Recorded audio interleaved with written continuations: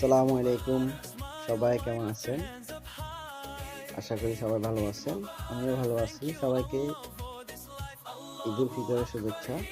পবিত্র সিয়াম সাধনার পরে আমাদের ধর্মীয় মুসলিম জাতিদের সবাই দুটাই আনন্দের মুখর। সেটা হচ্ছে যে ঈদুল ফিতর, ঈদুল আযহা। তো আমরা ঈদুল ফিতর সবাই ধনী গরিব একসাথে ভেদাভেদ না রেখে আমাদের ঈদ উদযাপন করব। আর সকল প্রবাসীকে জানাই ঈদ মোবারক, দেশের বাইরে সবাইকে। বিশেষ করে যারা মধ্যপ্রাচ্যে রয়েছে, আরব কান্ট্রিগুলোতে, তারা কিন্তু অনেক ঝুঁকিতে আছে। আমরা নিজেরাও ঝুঁকিতে আছি। কালকে অনেকবার আমাদের মোবাইলে মেসেজ আসছে, বিপদ সংকেত, মিসাইল আসতেছে। আসলে হায়াত মৃত্যু এটা সবই উপরওয়ালার ইশারা।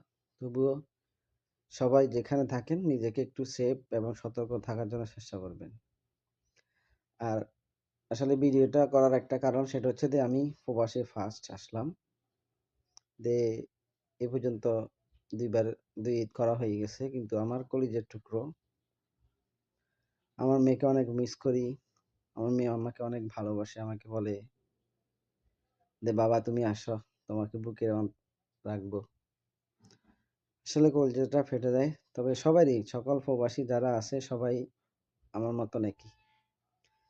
কিন্তু কিছু করার নাই। সেটা হচ্ছে যে পরিবার, ফ্যামিলি সবাইকে ভালো রাখার জন্য, সুখে রাখার জন্য নিজের ভালোবাসা, মানে কষ্ট, দুঃখ সবই ত্যাগ করে জীবিকার তাগিদে প্রবাসে সবাই আমরা প্রবাসী। তো যে যেখানে থাকুক ভালো থাকুক, তাদের ফ্যামিলি, আমার মা, বিবি, সন্তান, ভাই-বোন, আত্মীয়স্বজন সবাই। তো সবাইকে ঈদুল ফিতরের শুভেচ্ছা। ঈদ মোবারক, ঈদ মোবারক। আসসালামু আলাইকুম। সবাই কেমন আছেন? আশা করি সবাই ভালো আছেন। আমিও ভালো আছি। সবাইকে ঈদুল ফিতরের শুভেচ্ছা। পবিত্র সিয়াম সাধনার পরে আমাদের ধর্মীয় মুসলিম জাতিদের সবাই দুটাই আনন্দের মুখর। সেটা হচ্ছে যে ঈদুল ফিতর, ঈদুল আযহা। তো আমরা ঈদুল ফিতর সবাই ধনী গরিব একসাথে ভেদাভেদ না রেখে আমাদের ঈদ উদযাপন করব। আর সকল প্রবাসীকে জানাই ঈদ মোবারক, দেশের বাইরে সবাইকে। বিশেষ করে যারা মধ্যপ্রাচ্যে রয়েছে, আরব কান্ট্রিগুলোতে, তারা কিন্তু অনেক ঝুঁকিতে আছে।